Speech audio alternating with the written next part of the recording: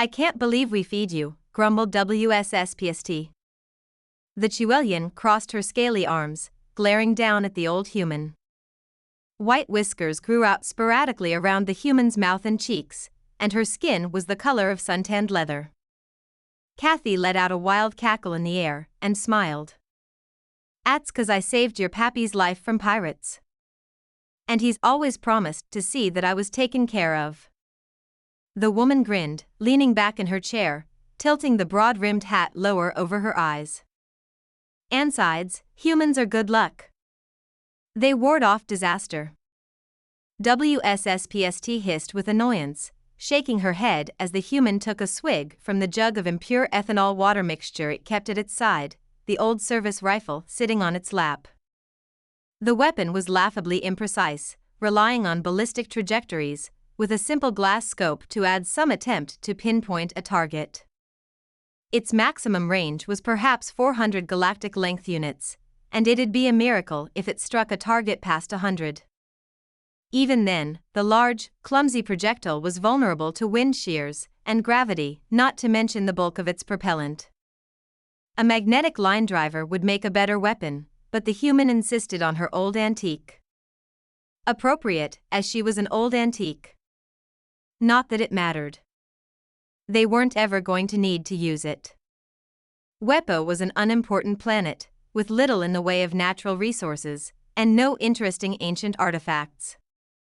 It was a boring world, where she had wound up with her parents, working on the terraforming rig. The massive city-sized block of engineering was one of the wonders of modern galactic civilization, and practically ran itself.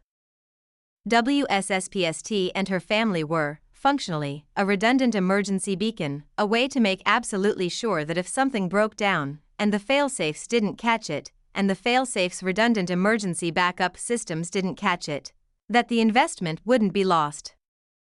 So she spent her lonely, lazy days on this forsaken rock, mostly doing maintenance on parts for practice that would supposedly aid her later in life, learning from her parents, and wishing with everything she had, that there was a little adventure in her life, and envying the lazy human. She looked over at the human, who lay in a sunbeam, stretched out on the decking, arms crossed over her chest. She slept peacefully, her tongue hanging slightly out of her mouth, arms crossed. WSSPST personally thought her dad just found the human funny. The terraforming station's purpose was to alter Wepo, a minimalist planet approximately equivalent in size, atmosphere, and warmth to the Sol system world of Mars. Kathy had told her, into a planet more habitable for Quilians. This meant a thicker atmosphere, while retaining the dryness of the local environment, which always made for a fun trick. The specifics were up to the rig. It could balance those things 1,000 times better than the Chewelian girl ever could. A jingle filled the air, pulling her attention from the meaningless maintenance she'd been performing. She held up the wrist communicator. Her mother's scaly face appeared, the thick, heavy crusts of scales giving her a squint. The older Chewelian smiled. "Hello, my crunchy little invertebrate. The maintenance going all right?" "Fine," she muttered, turning her head back to the series of pipes. The terraformer's onboard self-repair system would fix any maintenance problems in 1/10 the time she could, but it was supposed to be good practice. Talked with Kathy. "Now, you be nice to Kathy," she saved. "My father's life, I know. She sighed softly. "What's up, Mom?" "There's a ship on scanners. Thought you might like to come up and see if there are any cute sapients on board?" "Gross, Mom." She shook her head. "Fine, I'll be there in a couple of minutes." She finished putting the valves back into place, and wiped the lubricants off of her scales with a rag, sighing as she made her way towards the conveyor system.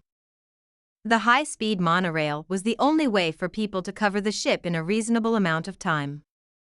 It was nearly 10,000 GLUs long, and she would occasionally go for runs across the ship when she felt in particularly high spirits, and her parents hadn't given her enough work to keep her busy. She sat back in the small monorail pod as it moved at breakneck speeds, the internal inertial integration installation keeping her from being smeared across a wall as it took corners. There was a sudden low clunk as the pod came to a sudden stop. At the same time, the communicator came on. "Can't expect to get away with this," said her father. He was glaring at someone not visible to the limited camera aperture of her mother's communicator. "This station is a multi-trillion credit installation, and it is thoroughly marked. You're not going to get away with. The point isn't to get away with it. We're taking it, and if there's a war, so there's a war." "What's the crew?" "Myself and my mate," said WSSBSD's father. "That is all." "Good." There was a soft thwip, and darts appeared in the tough, scaly hide of her father. He dropped to the ground. WSSPST didn't scream, but covered her mouth as her mother was hit with the same. "Check the ship. Secure that escape vessel, make sure there aren't any other life forms aboard." An alien stepped into view. A huge, black, chitinous lick, he chuckled in a clicking tone. "The ship's marking 2 other life forms aboard. 1 Chuelien, 1 domestic. Damn Quilians shut off the ship's rail system. Gonna make getting to them a pain. Bring the electronic warfare gear. Get these 2 onto the ship. We'll follow once the rest get here." She couldn't watch as her parents were dragged onto the lick ship. She began undoing the monorail pod's security latches, and dropped lightly onto the ground, bringing the pod's emergency carbine with her. Her heart broke a little as the communications cut off. Her parents, disappearing on a slaver ship to some unknown fate. It would not, however, be unknown if she didn't make it off the ship. As for Kathy, well, humans were popular pets. Kathy would have to make do as best as she could. The useless old human hadn't been much help to WSSBSD's father this time.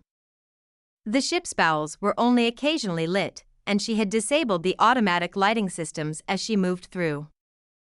The normally friendly, sizable ship became a disturbing network of hard black lines and angles in the darkness.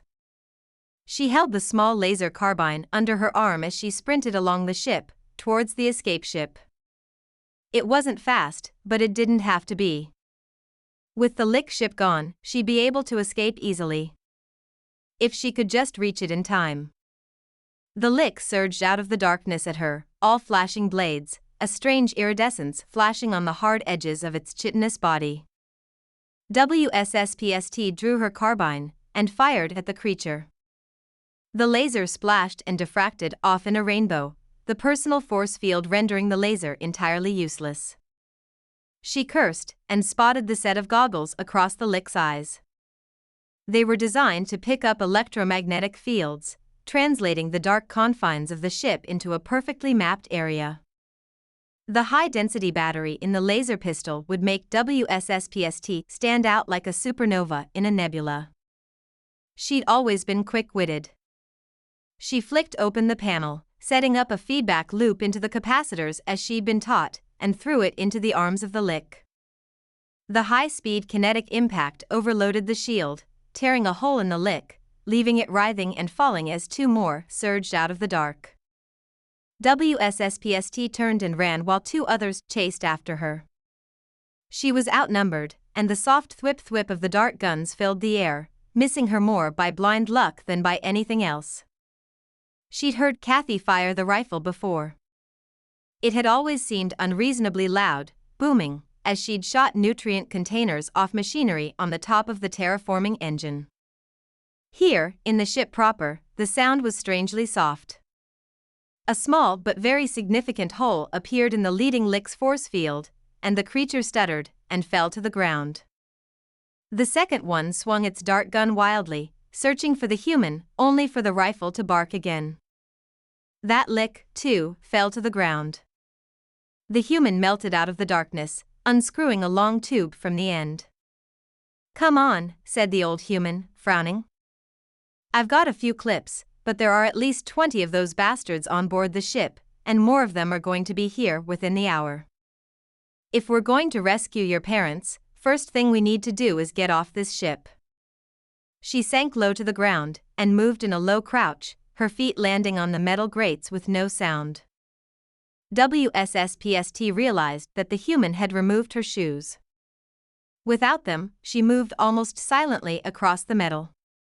It must have been painful for the soft skin of the human's feet, but she didn't seem distracted by it. WSSPST removed her communicator, feeling a little stab of remorse as she set it down on the ground. It hadn't been much of a hatching day present, but it had been something.